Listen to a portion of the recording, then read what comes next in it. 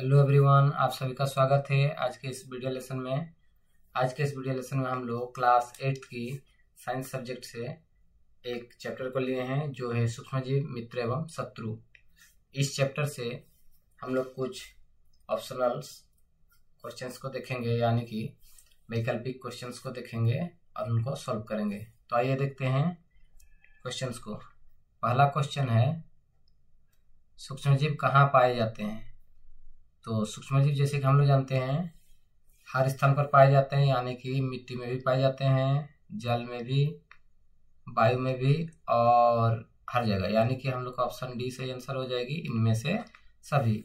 तो सूक्ष्मजीव इनमें से सभी जगह में पाई जाती है। Option D is the correct answer. आइए नेक्स्ट क्वेश्चन को देखते हैं। नेक्स्ट क्वेश्चन है, सूक्ष्मजीवों को देखा जा सकता है। तो सूक्ष्मजीवों को हम लोग देख सकते हैं, खाली आंखों से नहीं देख सकते हैं, यानी कि आंसर सही नहीं होगी, ये आंसर गलत होगी। सूक्ष्मदर्शी से, बिल्कुल सूक्ष्मदर्शी से देख सकते हैं, ये आंसर सही होगी। तो ऑप्शन ए एंड बी ये गलत आंसर है, इनमें से कोई नहीं, है भी गलत आंसर है। एक ही आंसर होगी इसमें, सूक्ष्मदर्शी से देखे जा सकते हैं। सूक्ष्मजीव वे जीव होते हैं जिन्हें हम लोग खाली आंखों से नहीं देख सकते हैं, उन्हें केवल और केवल सूक्ष्मदर्शी से ही देखा जा सकता है। तो आइए आगे बढ़ते हैं और लेते हैं तीसरा क्वेश्चन। देखते हैं क्वेश्चन क्या है। ठीक है,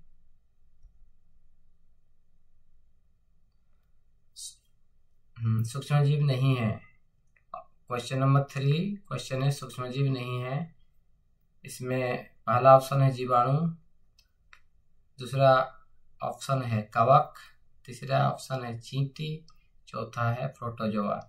जैसे कि हम लोग जानते हैं जीवाणु एक सूक्ष्मजीव है, बिल्कुल। कवक वो भी एक सूक्ष्मजीव है, सूक्ष्मजीव का एक प्रकार है। प्रोटोजोआ भी एक सूक्ष्मजीव है। तो यहाँ पर चींटी एक सूक्ष्मजीव नहीं है। हमें पूछा गया सूक्ष्मजीव नहीं है, इनमें से कौन सूक्ष्मजीव नहीं है? तो चींटी एक सूक्ष्मजीव नहीं है। ये छोटी सी जीव है, लेकिन इसे हम लोग अपनी खुली आंखों से, सिंपल अपने आंखों से देख सकते हैं, किसी यंत्र की आवश्यकता नहीं होती है। तो यह इतनी छोटी नहीं है कि इसे हम लोग सूक्ष्मजीव कहें। तो हम लोग की आंसर हो जाएगी ऑप्शन सी। आइए आगे के क्वेश्चन को देखते हैं। इसके बाद की क्वेश्चन है, इसके बाद वाली क्वेश्चन है,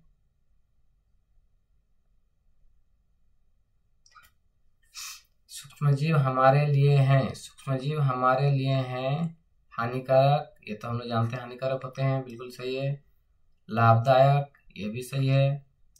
तो आंसर हो जाएगी लाभदायक हानिकारक दोनों, यानी कि ये ऑप्शन सी है, लाभदायक और हानिकारक दोनों। डी ऑप्शन क्या है? इनमें से कोई नहीं, बिल्कुल नहीं। हम लोग का आंसर होगी ऑप्शन सी। वैसे आप लोग 3 जगह राइट यानी कि टिक का साइन नहीं लगाएंगे। यहाँ पर यह आंसर सही है, लेकिन ये टिक, यहाँ पर टिक मार्क नहीं लगाना है, यहाँ पर टिक मार्क नहीं लगाना है। लाभदायक भी है, लेकिन यहाँ पर टिक मार्क नहीं लगाना है। आप लोग को बताने के लिए हमने दिखा दिया कि ये सही है, ये ऑप्शन सही है, यानी कि हम लोग को आखिरकार ऑप्शन जो चुनना होगा, सी ऑप्शन को चुनना होगा, यानी कि यह लाभदायक हानिकारक दोनों। ठीक है, ठीक है, मैं भी नेक्स्ट टाइम इसको ख्याल रखूंगा। हम लोग सारे जगह पर टिक नहीं लगाएंगे।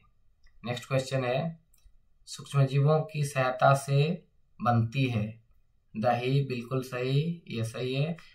लैक्टोबैसिलस जीवाणु के द्वारा दूध से दही का निर्माण होता है। अल्कोहल यीस्ट के द्वारा होता है, जो कि सूक्ष्मजीव है, और चीनी को अल्कोहल में कन्वर्ट कर सकता है। टीका का निर्माण भी वायरस के द्वारा होता है, वो भी एक सूक्ष्मजीव है। यानी कि इनमें से सभी, डी द करेक्ट आंसर या ऑप्शन। आइए नेक्स्ट क्वेश्चन को देखते हैं। हमारे पास जो नेक्स्ट क्वेश्चन है वो है 6th नंबर क्वेश्चन, सूक्ष्मजीवों से, क्वेश्चन नंबर 6, सूक्ष्मजीवों के कारण से लोहे में जंग लगता है, बिल्कुल भी नहीं। लोग बीमार पड़ते हैं, ये तो सही है। पत्ते का रंग हरा होता है, बिल्कुल नहीं। पत्ते का रंग हरा क्यों होता है? पत्तियों में क्या पाया जाता है? हरा वर्णक पाया जाता है, क्लोरोफिल, जिसके कारण उसका रंग हरा होता है। रक्त का रंग लाल होता है, रक्त में हीमोग्लोबिन के पार्टिकल्स होते हैं, हीमोग्लोबिन होती है, इसलिए उसका रंग लाल होता है। इनमें से कोई भी सूक्ष्मजीव नहीं है, यानी कि ये तो आंसर सही है। हम लोग बीमार पड़ते हैं, यानी लोग बीमार पड़ते हैं, ये सूक्ष्मजीवों के कारण होता है, यानी कि 6th नंबर का क्वेश्चन का आंसर होगी ऑप्शन बी, ऑप्शन बी। ठीक है, आइए लेते हैं नेक्स्ट क्वेश्चन। हम लोग का नेक्स्ट क्वेश्चन है क्वेश्चन नंबर 7। क्वेश्चन नंबर 7 को देखते हैं। क्वेश्चन नंबर 7 है, दूध को दही में परिवर्तित करने वाला सूक्ष्मजीव है। जैसे कि मैंने बताया, दूध को दही एक जीवाणु बदलता है जिसका नाम है लैक्टोबैसिलस। तो यहाँ पर ऑप्शन है यीस्ट, बिल्कुल भी नहीं, प्लाज्मोडियम बिल्कुल भी नहीं, शैवाल बिल्कुल नहीं, तो कौन सही है? लैक्टोबैसिलस। दूध को दही में परिवर्तित करने वाला एक जीवाणु होता है जिसका नाम है लैक्टोबैसिलस, याद रखना है लैक्टोबैसिलस। चलिए आगे बढ़ते हैं। नेक्स्ट क्वेश्चन है, इनमें से कौन जीवाणु जनित रोग है? तो हमें पता होना चाहिए, क्षय रोग जो होती है ट्यूबरकुलोसिस जीवाणु के द्वारा होती है, यानी कि जीवाणु जनित रोग क्षय रोग है। बाकी ऑप्शंस भी देख लेते हैं। चेचक वायरस से होता है, पोलियो भी वायरस से होता है, पोलियो वायरस, खसरा भी वायरस से ही होता है। ओ टिक लगा दे रहे हम, ठीक है। ये वायरस से होता है, ठीक है, आंसर नहीं है ये, आंसर है क्षय रोग जो जीवाणु के कारण से होता है। हम लोग का आंसर हो जाएगी क्षय रोग। ठीक है, आगे बढ़ते हैं, देखते हैं नेक्स्ट क्वेश्चन क्या है।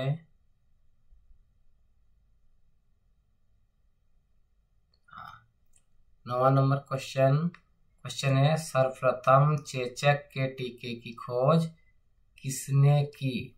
ठीक है, चेचक के टीके की खोज, पहला ऑप्शन है लुई पाश्चर, दूसरा ऑप्शन है एडवर्ड जेनर, तीसरा ऑप्शन है रॉबर्ट हुक, चौथा है अलेक्जेंडर फ्लेमिंग। यह जानकारी वाला बात होता है, यहाँ पर कोई लॉजिक नहीं लगाना पड़ता है। आपको अगर पता है तो ही आप आंसर दे सकते हैं, अगर पता नहीं है तो आंसर नहीं दे सकते हैं। तो चेचक के टीके की खोज एडवर्ड जेनर ने महोदय ने उन्होंने किए थे। ठीक है, तो बस पता हो तो ही आंसर दे पाएंगे, अगर पता ना हो तो आंसर देना मुश्किल है। तो चेचक के टीके की खोज एडवर्ड जेनर जी ने किए थे। नींबू, क्वेश्चन नंबर 10th, यानी कि इसमें क्वेश्चन है नींबू कैंकर एक बीमारी है, किसके कारण होती है? ठीक है, नींबू कैंकर किसके कारण होती है? नींबू कैंकर जो होती है वो जीवाणु के कारण होती है, पहले में ही आंसर है, यानी कवक, विषाणु, प्रोटोजोआ आंसर नहीं होगी, आंसर है जीवाणु। चलिए आगे बढ़ते हैं, देखते हैं आगे क्वेश्चन क्या है। 11 नंबर क्वेश्चन, भिंडी में पित्त किसके कारण होती है? भिंडी में पित्त किसके कारण होती है? जीवाणु, कवक, विषाणु, प्रोटोजोआ। भिंडी में पित्त, भिंडी के पत्तों में आप देख सकते हैं एक प्रकार की पीला पीलापन आता है, उसको भिंडी में पित्त कहते हैं, वो विषाणु के कारण आता है। तो जीवाणु, कवक, प्रोटोजोआ नहीं होगी, विषाणु, हमें पता होनी चाहिए। ठीक है, क्वेश्चन नंबर 12 देखते हैं क्या है। पेनिसिलिन, पेनिसिलिन एक प्रतिजैविक है, पेनिसिलिन प्रतिजैविक की खोज किसने की? ठीक है, तो पेनिसिलिन प्रतिजैविक की खोज किए थे एक्चुअल में अलेक्जेंडर फ्लेमिंग। तो सीधी सी बात है, ऑप्शन ढूंढना है। लुई पाश्चर नहीं होगा, एडवर्ड जेनर नहीं होगा, रॉबर्ट हुक बिल्कुल भी नहीं होगा। आंसर यहाँ पर है option D is the correct answer. तो हमें पता चल गया पेनिसिलिन की खोज अलेक्जेंडर फ्लेमिंग जी किए थे। ठीक है, नेक्स्ट क्वेश्चन देखते हैं। ये रहा नेक्स्ट क्वेश्चन, 13 नंबर क्वेश्चन है, जो है चीनी का अल्कोहल में बदलना। ठीक है, चीनी का अल्कोहल में बदलने की प्रक्रिया क्या कहलाती है? सीधी सी बात है, ये भी ऑप्शन नंबर 1 में ही है, किण्वन कहलाती है। मोल्डिंग नहीं होगा, संक्रमण भी नहीं होगा, नाइट्रोजन स्थिरीकरण नहीं होगा। ठीक है, आंसर है किण्वन। चीनी का शराब में बदलना, अल्कोहल में बदलने की क्रिया को किण्वन कहते हैं। आइए देखते हैं नेक्स्ट क्वेश्चन, हैजा किसके कारण होता है? ठीक है, हैजा किसके कारण होता है? हैजा बीमारी जीवाणु के कारण होता है, विषाणु नहीं होगा, कवक भी नहीं होगा, प्रोटोजोआ भी नहीं होगा। ठीक है, आइए देखते हैं next question. 15th number question क्या है? मलेरिया। मलेरिया रोग का कारण है। मलेरिया किस सूक्ष्मजीव के कारण होती है? सीधी सी बात है, मलेरिया जीवाणु के कारण नहीं होती है, कवक के कारण भी नहीं होती है, शैवाल के कारण भी नहीं होती है। मलेरिया एक प्रकार का प्रोटोजोआ है, उसका नाम है प्लाज्मोडियम। उसका नाम है प्लाज्मोडियम, जो मच्छर अपने साथ ढोके लाती है, और वो भी मादा एनोफिलिस मच्छर, और हमें काटती है तो हमारे ब्लड में इंजेक्ट कर देती है। वही प्रोटोजोआ जो बढ़ती है बॉडी में और मलेरिया का कारण बनती है। ठीक है, देखते हैं अगला क्वेश्चन जो है 16 नंबर क्वेश्चन है। गेहूं में रस्ट। ठीक है, गेहूं में रस्ट किसके कारण होता है? जीवाणु। पहला ऑप्शन है गेहूं में रस्ट किसके कारण होता है? जीवाणु, कवक, विषाणु, प्रोटोजोआ। सीधी सी बात है, हमें पता होनी चाहिए गेहूं में जो रस्ट लगती है वो कवक के कारण लगती है। एक सूक्ष्मजीव है कवक। ठीक है, छत्रक प्रजाति है, छातु बोलते हैं हम लोग, छातु, उसके कारण हो सकती है। मशरूम, ये लोकल लैंग्वेज था, छातु। ठीक है, आपके क्षेत्र में क्या कहा जाता है आप लोग पता लगा सकते हैं। तो वो प्रजाति है कवक, मशरूम। तो जरूरी नहीं कि मशरूम यानी कि बड़े बड़े मशरूम हो, सूक्ष्मजीव के प्रकार भी मशरूम प्रकार के होते हैं। ठीक है, कवक, फंगी कह सकते हैं उसको, फंगस। आइए देखते हैं, डेंगू परजीवी का वाहक है। डेंगू बहुत खतरनाक है। डेंगू कौन ढोके लेता है डेंगू परजीवी को? मादा एडिस। आंसर बहुत पहले मिल जाता है तो ढूंढने की आवश्यकता नहीं होती है। मादा एडिस मच्छर, बिल्कुल यही है करेक्ट आंसर। घरेलू मक्खी बिल्कुल नहीं, मादा एनोफिलिस नहीं, इनमें से सभी बिल्कुल नहीं हो सकता है। आंसर है मादा एडिस मच्छर डेंगू का वाहक, डेंगू परजीवी का वाहक होता है। आइए देखते हैं नेक्स्ट क्वेश्चन क्या है। नेक्स्ट क्वेश्चन,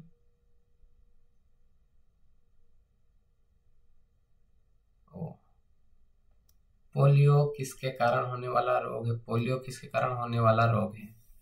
सीधी सी बात है, पोलियो वायरस से होता है, उसका नाम भी पोलियो है। पोलियो वायरस से होता है, उसका टीका का नाम भी पोलियो है, पोलियो रखा गया। तो ठीक है, सीधी सी बात है, वायरस यानी विषाणु, यानी ऑप्शन डी। आप लोग पहले ढूंढिएगा, यहाँ से सर्च कीजिए कौन कौन है। जीवाणु है, विषाणु है, कवक है और प्रोटोजोआ है। तो पोलियो वायरस के कारण से होती है। आइए लेते हैं नेक्स्ट क्वेश्चन, देखते हैं क्या है next question. 19th number question है। 19th और 20 दोनों को देखेंगे। ठीक है, क्वेश्चन है, ब्रेड बनने की प्रक्रिया के दौरान, ब्रेड माने रोटी, बनने की प्रक्रिया के दौरान, हम लोग इसको पाव रोटी भी कहते हैं, तो वही वाला ब्रेड बनने के दौरान कौन सी गैस उत्पन्न होती है? मैदा या रोटी, जिससे भी बनती है, मैदा से रोटी से मिक्स करके ब्रेड बनाया जा सकता है। तो अगर उससे बनाते हैं मैदे में, तो उसमें एक खमीर होता है, खमीर या आप कह सकते हैं खाने का सोडा, वो डाला जाता है। खमीर या नहीं, खाने का सोडा, खमीर जो भी होता है उसको डाला जाता है, खाने का सोडा।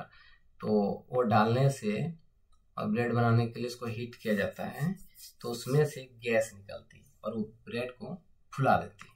ठीक है, तो ब्रेड फूल जाता है और हम उसको खाते हैं। तो उसमें देखिएगा ब्रेड के अंदर बहुत जाली जाली टाइप का, जहाँ से गैस निकला होता है ना, पूरे जाली जाली बना चुका होता है। तो वो एक गैस के कारण होता है। वो कौन सी गैस होती है? ऑक्सीजन नहीं होती है, हाइड्रोजन भी नहीं होती है, कार्बन डाइऑक्साइड गैस होती है। वो उसका एक रिएक्शन होता है, हम लोग अगर वो रिएक्शन भी लिखते हैं तो देख सकते हैं, बाय प्रोडक्ट के रूप में हमें कार्बन डाइऑक्साइड गैस प्राप्त होगी। ये हम लोग अपर क्लासेस में देखेंगे। ठीक है, नाइट्रोजन भी नहीं होगी, गैस आंसर होगी कार्बन डाइऑक्साइड। सबसे पहले 20 नंबर क्वेश्चन है, क्वेश्चन नंबर 20 सबसे पहले खोजा जाने वाला प्रतिजैविक, एक प्रतिजैविक है एंटीबायोटिक, सबसे पहला एंटीबायोटिक जो खोजा गया था वो था, ऑप्शन देख लेते हैं, पेनिसिलिन, स्ट्रेप्टोमाइसिन, टेट्रासाइक्लिन, इनमें से कोई नहीं। ये डी ऑप्शन बिल्कुल गलत है, कोई तो है इसमें से। कौन है? पेनिसिलिन, सबसे पहला प्रतिजैविक था पेनिसिलिन। ठीक है, आइए देखते हैं नेक्स्ट क्वेश्चन। अगला क्वेश्चन क्या है? 21 देखते हैं, देखेंगे, 22 को भी देखेंगे। 21वां क्वेश्चन, पश्चुरीकरण की खोज किसने की? Robert coach. पश्चुरीकरण की खोज किसने की? ठीक है, दूध को सुरक्षित रखने की एक तरीका है पश्चुरीकरण। उसको सबसे पहले दूध को हीट किया जाता है नियर अबाउट 70 डिग्री सेल्सियस। उसके बाद उस गर्म दूध को पैकेट करके तुरंत ही ठंडा कर दिया जाता है, बहुत ठंडा कर दिया जाता है। ऐसी प्रोसेस को पश्चुरीकरण कहते हैं। इसकी खोज किसने की थी? Robert Koch, Louis Pasteur. नाम तो मैच करता है लुई पास्चर जी से, आप समझ सकते हैं। Edward Jenner, Robert Hooke. कोशिका की खोज रॉबर्ट हुक जी ने किया था, ये आप लोग को बहुत अच्छी तरह से मालूम है या होगा। लुई पास्चर जी ने इसकी खोज की थी, मुझे पता है, आप लोग को पता चल चुका होगा कौन सी आंसर होगी, लुई पास्चर। ठीक है, चलिए आगे बढ़ते हैं। सामान्य सर्दी जुकाम किसके कारण होती है? सामान्य सर्दी जुकाम किसके कारण होती है? ठीक है, ऑप्शन देख सकते हैं, ए जीवाणु, ठीक है, ए जीवाणु, बी विषाणु, सी कवक, डी प्रोटोजोआ। सामान्य सर्दी जुकाम वायरस से हो सकती है, आंसर बी सही होगी। ठीक है, आइए देखते हैं नेक्स्ट क्वेश्चन क्या है। नेक्स्ट क्वेश्चन है क्वेश्चन नंबर 23। अमीबा किस प्रकार का सूक्ष्म जीव है? अमीबा किस प्रकार का सूक्ष्म जीव है? क्या यह जीवाणु है, क्या यह विषाणु है, क्या यह कवक है या प्रोटोजोआ है? आप लोग को पता होनी चाहिए, या होगी भी, नहीं होगी तो जान लीजिए, यह एक प्रोटोजोआ है।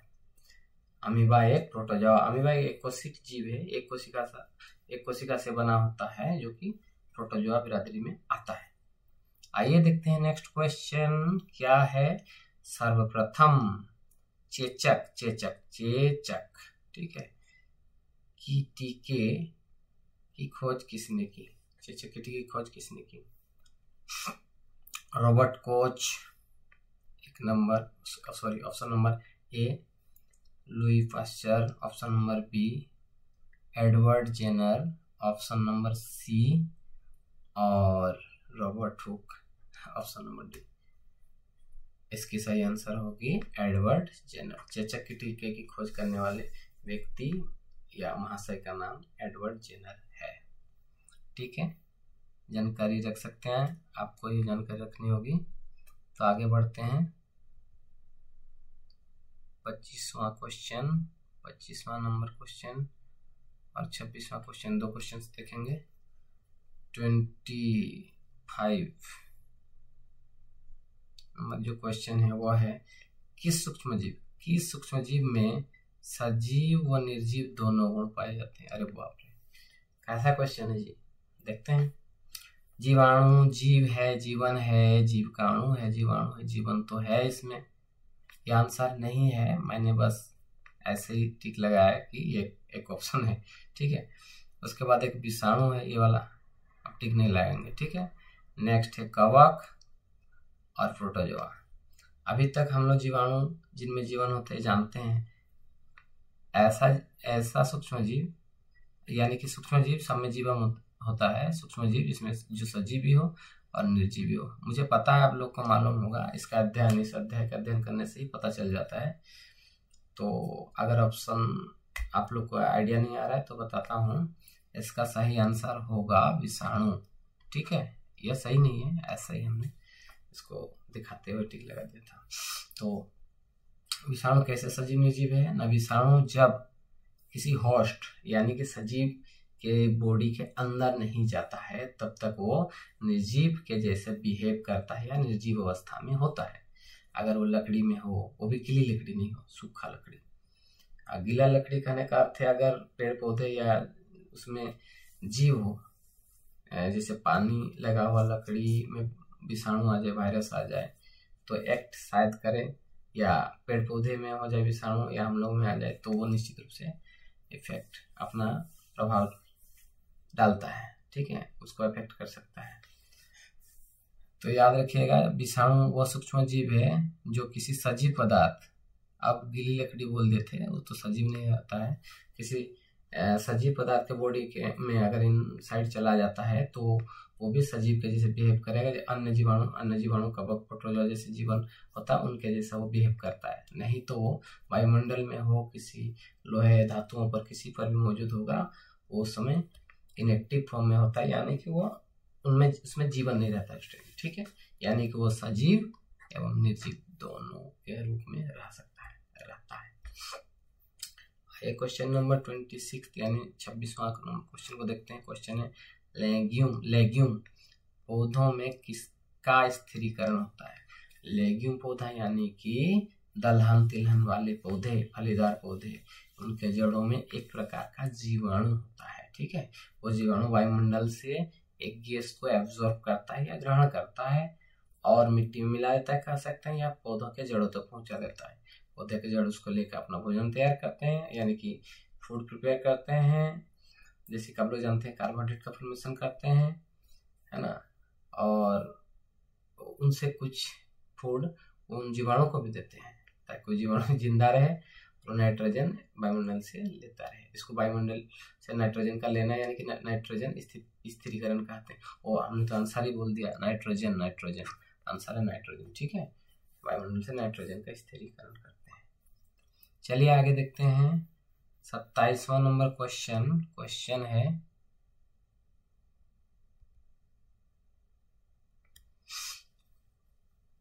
किस पौधे के पत्तों के रस का उपयोग मलेरिया और डेंगू के उपचार में किया जाता है? ठीक है, गिलोय भी एक औषधीय पत्ता है पर इसका उपयोग इसमें नहीं किया जाता है। सहजन ऑप्शन बी इसी तरफ से आते हैं, सिनकोना, उसके बाद सहजन और घृत कुमारी, ठीक है। तो इसका आंसर है सिनकोना एक पौधा है सिनकोना। आपके क्षेत्र में इसका दूसरा यह क्षेत्रीय नाम अलग हो सकता है, तो ये सिनकोना याद रखिएगा। आप लोग गूगल लिंक करके मतलब गूगल से सर्च करके इसका फोटो देख सकते हैं, जिससे आपको और आइडिया हो जाएगा कैसा पौधा है, ठीक है। इसके पत्तों से, ठीक है, इसके पत्तों से मलेरिया, डेंगू, मलेरिया का तो मैंने देखा है, इसके केमिकल से यानी कि पत्तों से दवाई बनती है और उससे उपचार किया जाता है, या आयुर्वेदिक तरीके से पत्तों से भी उपचार किया जा सकता है, ठीक है। आइए आगे बढ़ते हैं। नेक्स्ट क्वेश्चन है 28, जिसमें क्वेश्चन है किसने बेसिलस एंथ्रेक्स या एंथ्रेक्स बेसिलस भी कह सकते हैं नामक जीवाणु की खोज की थी? आंसर क्या होगा? रॉबर्ट कोच, ये एक नया नाम आ रहा है। एडवर्ड जेनर जी चेचक का टीका का खोज किया था। इसका मतलब यह नहीं कि ये बेसिलस एंथ्रेक्स का खोज नहीं कर सकते हैं, पर उन्होंने नहीं किया था। लुई पास्चर, पता चल चुका है आप लोगों को लुई पास्चर जी क्या किए थे, रॉबर्ट हुक तो कोशिका का खोज किए थे। हाँ, ये भी कर सकते हैं बेसिलस एंथ्रेक्स का, लेकिन जो असल में किए थे वो हैं रॉबर्ट कोच महोदय ने। अच्छा, ये एंथ्रेक्स क्या है? ये मवेशी या इंसानों में भी हो सकता है, एक प्रकार का जीवाणु से होने वाला ये जीवाणु ही है। एक रोग होता है बेसिलस एंथ्रेक्स जीवाणु, इससे होने वाला एक रोग होता है। कैसा रोग? शरीर में जब ये बीमारी हो जाती है तो इसका स्किन खराब हो जाता है, थोड़ा नहीं बहुत ही खराब हो जाता है। तो ये बीमारी आप लोग देख सकते हैं इसका इमेज इंटरनेट से, तो आप लोग को आइडिया हो जाएगा कैसा बीमारी है। 29 नंबर क्वेश्चन है संचरणीय रोगों का मुख्य वाहक। वे रोग जो एक बॉडी से दूसरे बॉडी में या किसी व्यक्ति या जानवर में हुआ हो, उनसे किसी एक स्वस्थ व्यक्ति या बॉडी में अगर बीमारी फैलता हो, ऐसा बीमारी को संचरणीय रोग कहते हैं। तो फैलाने वाला मकड़ी होने का तो हो भी सकता है, यही आंसर है, मैं नहीं कह रहा हूँ। अच्छा चलो ठीक, नहीं लगा तो दिए, काट देंगे अगर नहीं होगा तो। तितली, ये भी हो सकता है। चींटी ये भी हो सकता है, घरेलू मक्खी ये भी हो सकता है। लेकिन मुख्य वाहक बताइए जो इनमें से सबसे ज़्यादा फैलाता है और वही फैलाने के लिए ज़्यादातर उत्तरदायी होता है। ठीक है, तो मकड़ी इतने ज़्यादा है नहीं कि बीमारियां फैला रहे हैं। मान लीजिए किसी को खांसी जुकाम हुआ है, खांसी जुकाम खांसने से छींकने से जो पार्टिकल्स गिरते हैं जमीन पर, कोई मकड़ी ज़्यादातर आके उसको दूसरे तक नहीं पहुंचाता है। चींटी थोड़े बहुत पहुंचाते होंगे, तितली घर में तो दिखाई कम देते हैं, तो ये बहुत ज़्यादातर फैलाने वाले नहीं है, या तो हमसे बहुत ही दूर रहते हैं। ज़्यादातर आप तितली नहीं देख पाएंगे। एक ही यहाँ पर जीव है घरेलू मक्खी, जो कूड़े करकट कहीं पर जो आदमी को बीमारी होगा उसके छींकने खांसने से जो पार्टिकल्स गिरे होते हैं उनमें बैठेंगे, फिर भोजन में बैठ जाएंगे कहीं भी, तो ये फैलाने के लिए मुख्य रूप से, स्पेलिंग थोड़ा सा यहाँ मक्खी का मिस्टेक है। ठीक है, यहाँ पर ऐसा हो जाएगा मक्खी। तो घरेलू मक्खी बीमारी फैलाने के लिए, यानी कि संचरणीय रोगों का मुख्य वाहक होते हैं। बीमारी फैलाने के लिए बहुत जिम्मेदार होते हैं, बहुत बहुत बहुत ज़्यादा। चलिए आगे क्वेश्चन देखते हैं। क्वेश्चन क्या है? क्वेश्चन है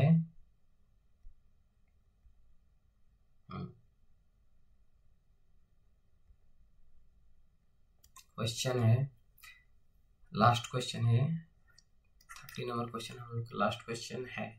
तो क्वेश्चन है वैक्सीन। वैक्सीन का उपयोग किस रोग के लिए किया जाता है? अच्छा, पोलियो का वैक्सीन होता है, पोलियो का टीका वैक्सीन जो लगाते हैं, टीका के फॉर्म में लगाता है, हम लोग टीका कहते हैं। तो पोलियो का टीका लगता है, वैक्सीन बिल्कुल लगता है। हेपेटाइटिस ए भी, इस समय भी टीका ही लगता है। चेचक का टीका आप सुने होंगे। आप ये कॉमन सी जानकारियां हैं, आप लोग को होगी नहीं होगी तो आप लोग जान लीजिए, पता कर सकते हैं। ये सारे में टीका लगते हैं, यानी आंसर 3 जगह नहीं टिक लगाना है ना, 3 जगह नहीं टिक लगाना है। हम बता रहे हैं तो हम कुछ ज़्यादा ही टिक लगा दे रहे हैं।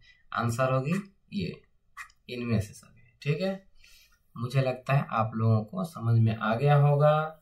ठीक है, अगर कोई डाउट हो या आप लोग को कहीं पर समझ में ना आया हो, या बाई चांस हम समझाते समझते कहीं पे मिस्टेक कर दिए हैं, होता है, तो आप लोग कमेंट में बता सकते हैं, उसको हम लोग देख सकते हैं। इस तरह से हम लोग आगे भी और भी वीडियो लेसन्स को देखेंगे। तब तक आप हमारे साथ जुड़े रहिए और आगे आप अपना राय भी दीजिए किस टॉपिक पर, किस चीज़ पर क्लासेस लिए जाएं या वीडियो लेसन्स बनाए जाएं। तो मिलते हैं अगले वीडियो लेसन में, तब तक के लिए सबको बाय, टेक केयर और खुश रहिए। Thank you.